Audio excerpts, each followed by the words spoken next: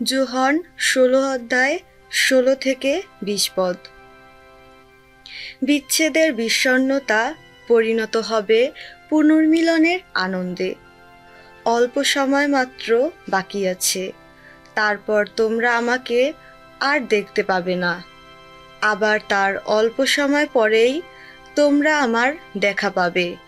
তখন তার শিষ্যদের মধ্যে কয়েকজন নিজেদের মধ্যে বলাবলি করতে লাগলেন, উনি যে আমাদের বলছেন অল্প সময় মাত্র বাকি আছে, তারপর তোমরা আমাকে আর দেখতে পাবে না।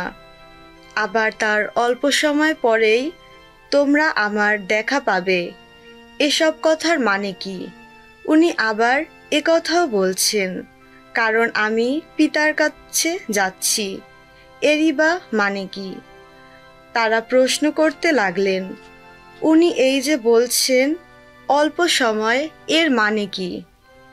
উনি যে কি বলতে চাইছেন তা আমরা বুঝতেই পারছি না। যিশু বুঝতেই পারছিলেন যে তারা তাকে প্রশ্ন করতে চাইছেন।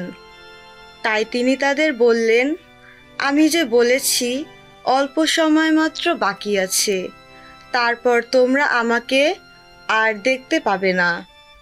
আবার তার অল্প সময় পরেই তোমরা আমার দেখা পাবে। তোমরা কি এই বিষয়ে পরস্পরকে প্রশ্ন করছো? আমি তোমাদের সত্যি সত্যিই বলছি, তোমরা তখন কাঁদবে, হাহাকার করবে, সংসার কিন্তু আনন্দ করবে। হ্যাঁ, তোমাদের দুঃখই হবে, কিন্তু তোমাদের সেই দুঃখ পরিণত হবে আনন্দে।